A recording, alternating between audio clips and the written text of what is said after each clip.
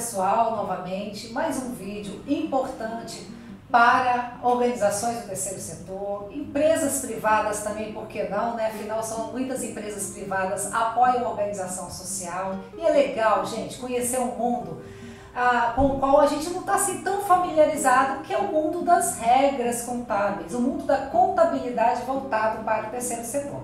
Eu estou com a Liliane Rodrigues, ela é diretora da Moré de Contabilidade, uma parceirona nesse estágio nosso como organização social, que eu sou representante captadora de uma organização social, eles são os nossos contadores, são pessoas do mais alto nível e potencial de contabilidade voltado para o terceiro setor, para o partido político. Fala um pouco da Mored.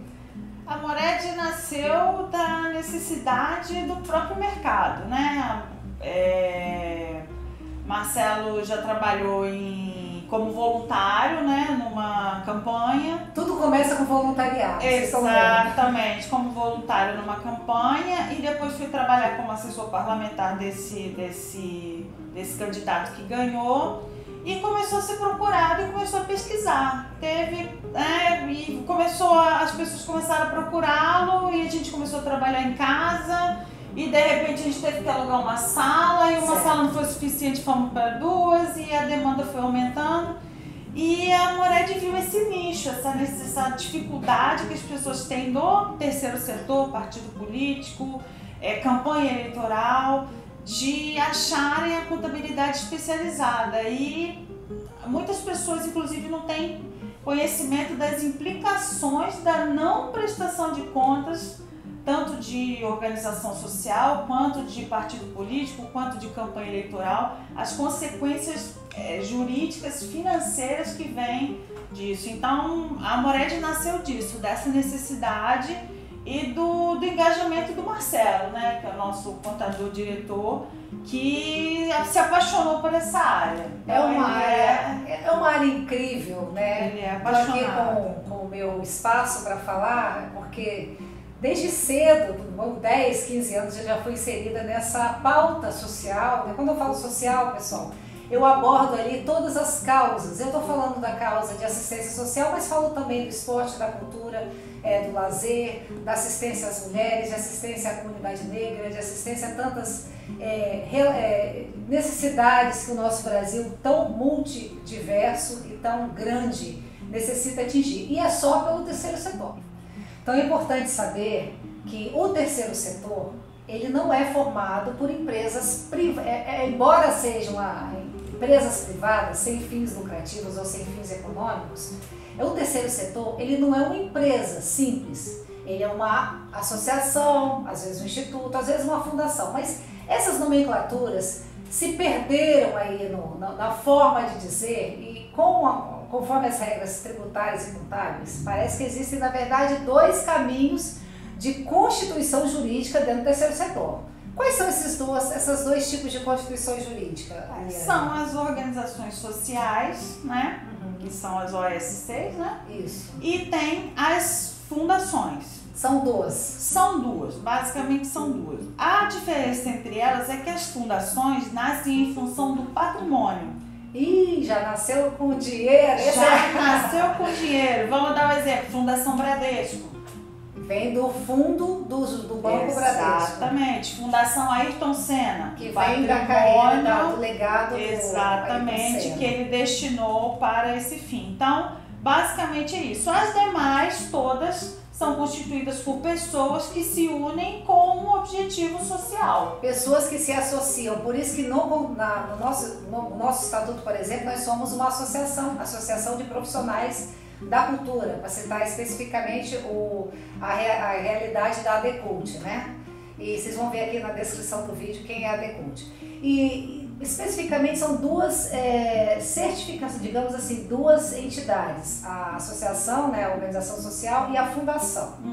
Nessa divisão, ainda se ouve falar em OCIP. Muitos falam, eu já tenho a titularidade de OCIP. O OCIP, ele entra como um terceiro ou um tipo de... A OCIP, na verdade, é uma qualificação de uma associação. Uma fundação pode ser OCIP?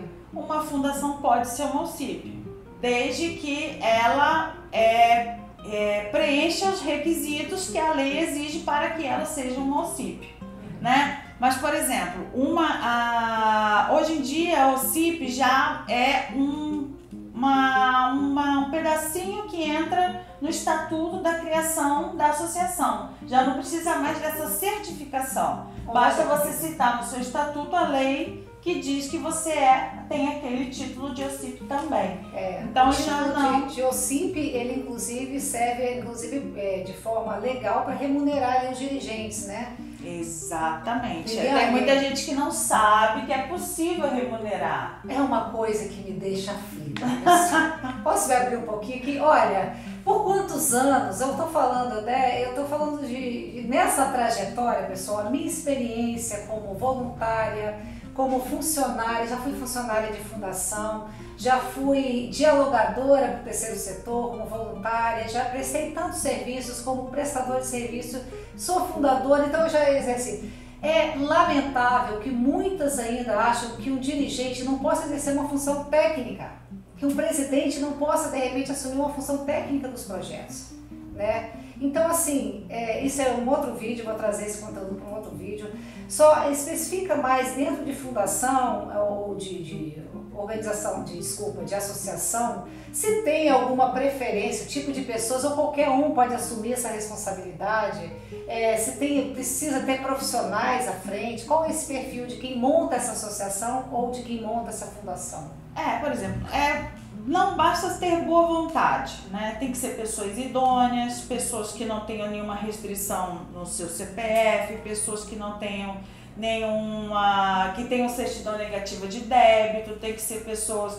Isso no caso de, por exemplo, prestação de serviços na área da saúde, por exemplo, precisamos de médicos, enfermeiros, esses sim podem ser remunerados, desde que eles exerçam uma função dentro daquela atividade a que eles se propuseram a exercer. Ou seja, supondo que eu seja uma médica, sou presidente, né? Ali é uma função, digamos, política, né? Eu sou presidente da associação. Sim. Só que em determinados projetos eu posso ser a coordenadora técnica de um projeto de atenção à saúde primária. E ali eu posso ser remunerada pela carga horária que eu vou exercer. Exatamente. Com os impostos devidamente incluídos, ali tudo sendo... Exatamente. Então, dentro disso, você tem aquela contratação, você recebe aquela remuneração e não apenas a presidente. Vamos dizer que tem outras pessoas envolvidas num projeto, por exemplo, de projeto pedagógico, projeto voltado à educação, né? Você tem ali uns professores que são voluntários e outros professores que são contratados, no esporte, por exemplo, né? Nós temos, há pouco tempo nós tínhamos um projeto que era de judô. Então os professores de judô todos eram remunerados. Todos os professores de judô eram remunerados. Então é possível que isso aconteça, desde que a associação, o instituto, enfim, a organização social seja legalizada, né? E esse dinheiro tem que ser prestado conta.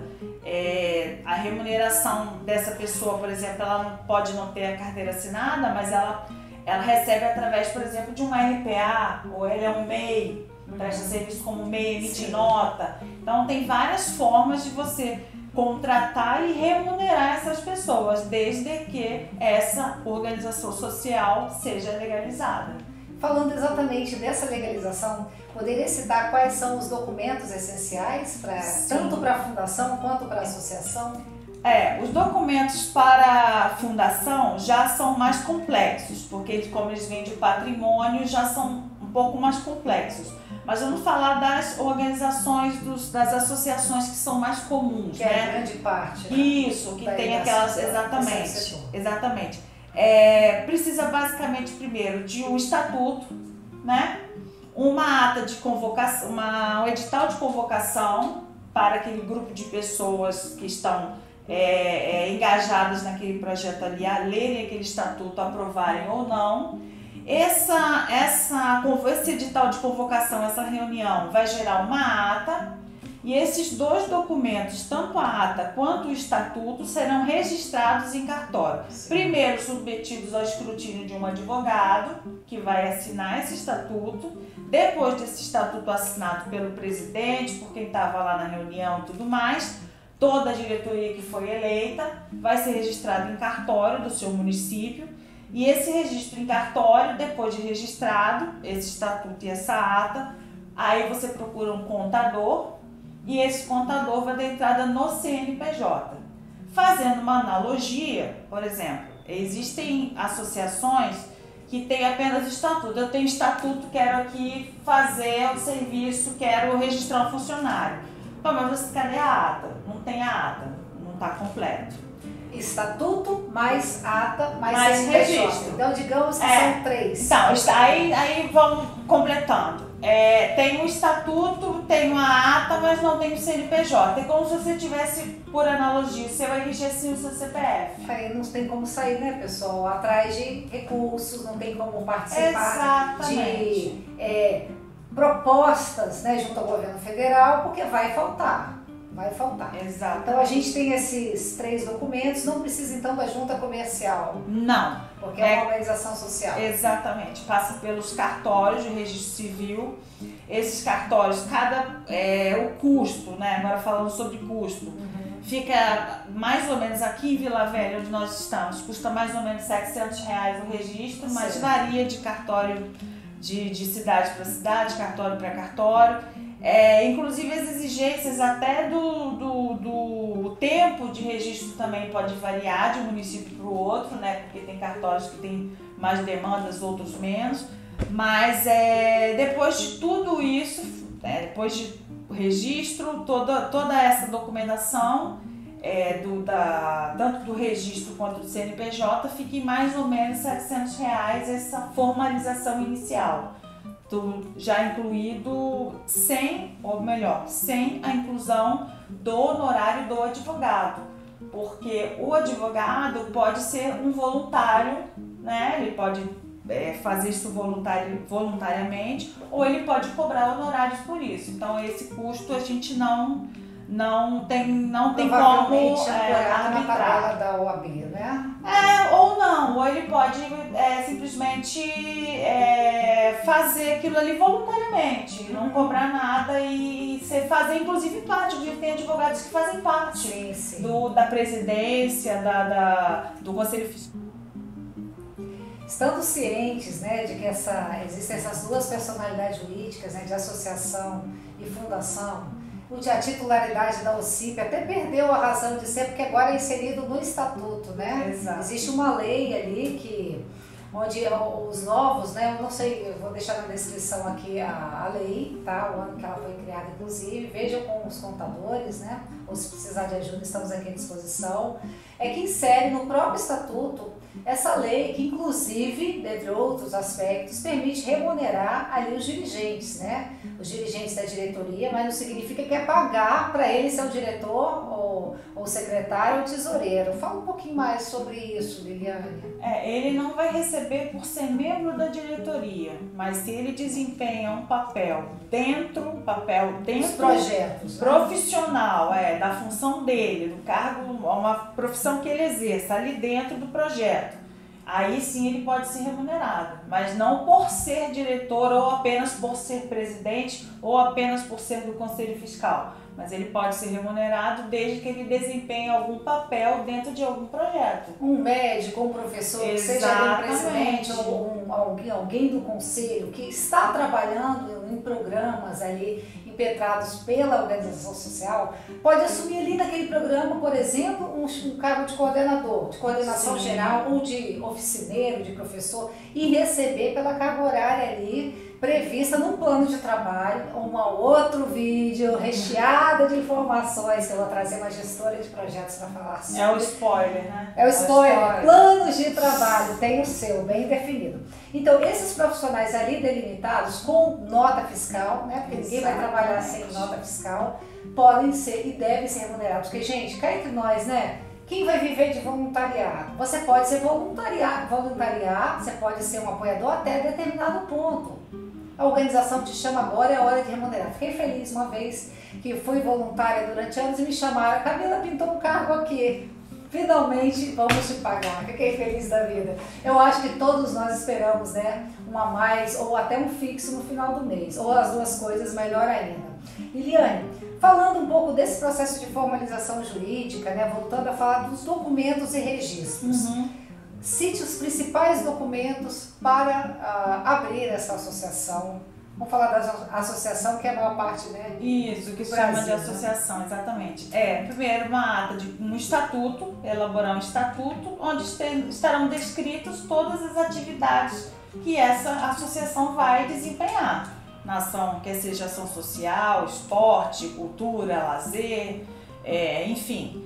Ali no estatuto, esse estatuto vai ser submetido vai ter uma ata, um edital de convocação daquelas pessoas que estarão envolvidas naquele projeto, né, naquela associação. Sim. Esse estatuto vai ser colocado em votação, vai ser lido, vai ser aprovado. Sendo aprovado, vai ser levado ao advogado, o advogado vai passar, né, pelo escrutínio do advogado, ver se está dentro da legislação, o advogado assina, o estatuto e a ata dessa reunião onde foi aprovado esse estatuto serão levados ao cartório de registro civil, onde será registrado.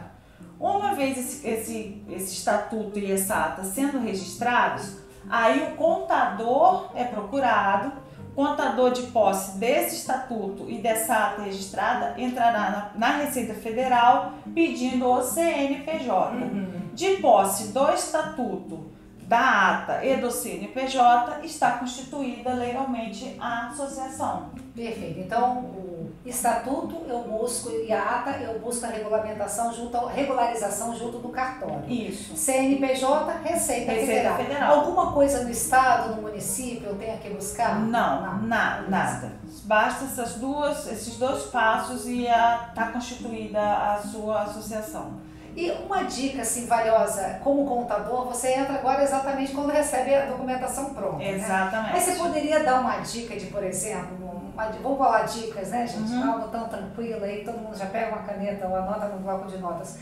Dicas exatamente nessa formatação do Estatuto Social, que é o documento MOR, né? Digamos que aí que é o RG, você falou que é a CNPJ. Por analogia, é o RG. Então, o estatuto coloca a certidão de nascimento? Isso, exatamente. Onde está lá o nome do avô, né? Avô paterno, avô materno, avó materna, avó paterna, aonde nasceu, que horas nasceu, que município, né? Então, assim, o estatuto, quanto mais rico ele for em informações, né? E, por exemplo, às vezes aquela instituição ali não tem pretensão de fazer determinado serviço naquele momento, mas se ela já vislumbra futuramente desempenhar um outro papel, é interessante que o estatuto já contemple isso, porque ele não é obrigado a fazer tudo naquele momento que está no estatuto, mas se já está no estatuto, ele tem liberdade de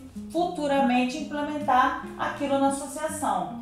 E outra coisa também importante, que é quando você pega o estatuto, que esteja quanto mais completo, melhor, por isso que é bom o advogado estar acompanhando esse desenvolvimento, e até o contador, nós aqui também até ajudamos a elaborar. Eu acredito que possa até entrar nesse momento. Exatamente, a gente pode até ajudar também nesse momento da formatação do estatuto, é que ele tem que ser, na hora que você vai registrar o estatuto, quando você vai tirar o CNPJ, o CNPJ tem que constar uma coisa chamada CNAE.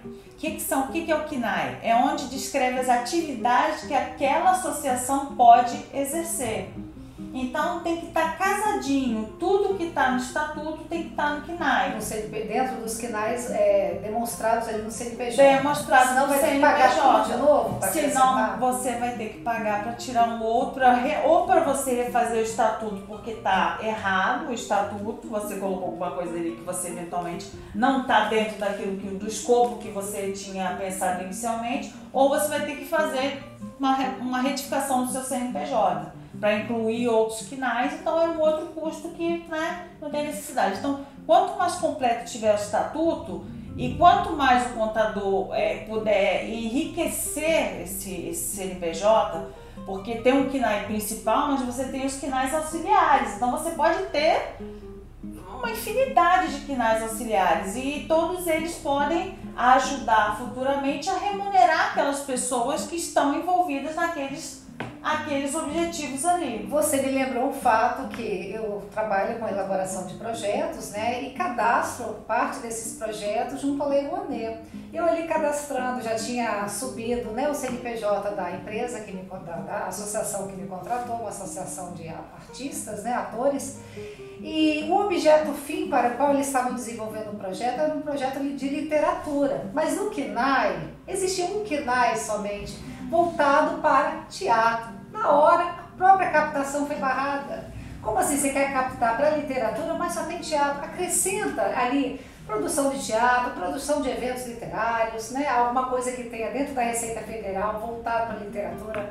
Coloca atividades culturais não mencionadas anteriormente, enriqueça, né, o seu estatuto e os seus KNAIs dentro do CNPJ. Olha, gente, isso é muito sério. Se vocês não quiserem fazer ali investimento dobrado, prestem muita atenção nisso. Documentação correta, chamem logo o contador do início. Eu acho que vocês têm que entrar nesse início mesmo, né, os contadores, nessa formatação do Estatuto Social. Ela trouxe aqui dicas maravilhosas e comecem correto, porque o custo financeiro disso é alto, né? Principalmente para nós que não somos fundação.